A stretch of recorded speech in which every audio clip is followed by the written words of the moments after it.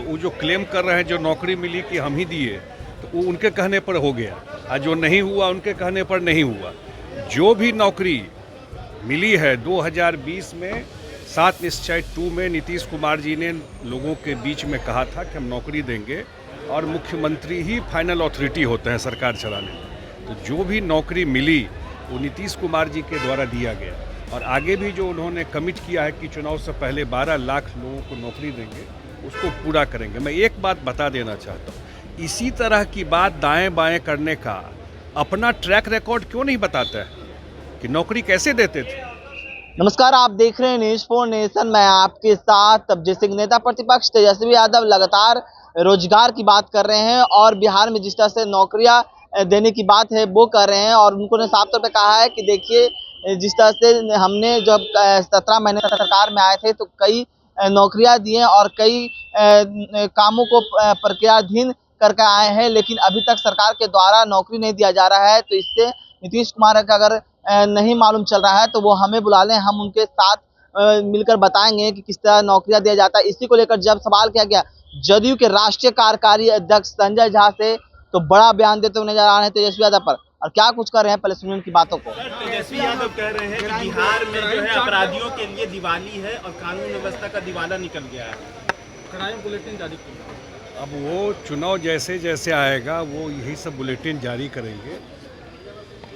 18-19 साल से मैंने हमेशा कहा है कि बिहार में अगर कोई अपराध होता है तो अपराधी पकड़ा जाता है और उसको सज़ा मिलती है। नीतीश कुमार के सरकार में, एनडीए सरकार में किसी अपराधी के लिए कोई जगह नहीं।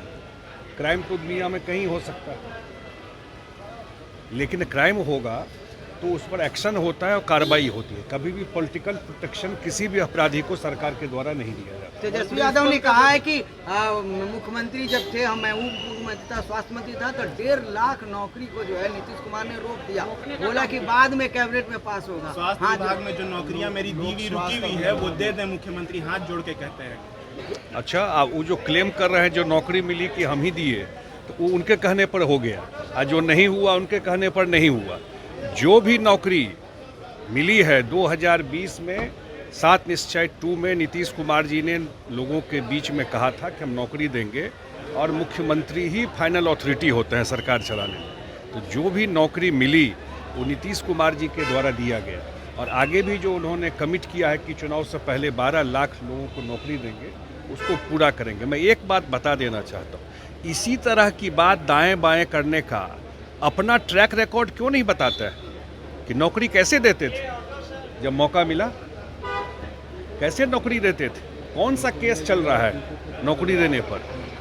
जब सरकार चलाए थे तो कितने लोगों को नौकरी दिए थे, और अगले 5 साल में सारा रिकॉर्ड नौकरी का ब्रेक हो जाएगा। सर, 1 नेशन 1 इलेक्शन को लेकर के कैसे देखते हैं सर? हम लोग पूरी तरह समर्थन करते हैं। हम लोग 1 नेशन 1 इलेक्शन में जा करके हम लोगों ने कहा भी था कि भाई एक साथ चुनाव होगा तो खर्चा कम होता है, और हर एक 6 महीना में चुनाव होने पर कुछ भी आप काम शुरू करते हैं तो वो मोमेंटम रुक जाता है। प्लस अब जो उसका असेसमेंट भी दिखाया गया है कि 1.5% जीडीपी जो है वो बढ़ जाएगा, इम्प्रूव कर जाएगा। 1 नेशन 1 इलेक्शन होता है। अभी देखिए ना, अभी चुनाव लोकसभा हुआ तो लगातार ही चुनाव चल रहा है। तो हम लोग इसके समर्थन, इसका मॉडलिटीज़ क्या होगा वो देखना चाहिए।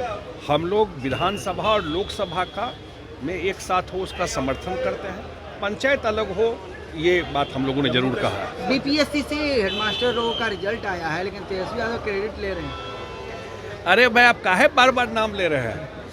उनके बस की कुछ है क्या? हम तो बोल रहे हैं कि नौकरी कैसे देते थे। वो तो ट्रैक रिकॉर्ड बिहार की जनता जानती है ना भाई, कि नहीं जानती है।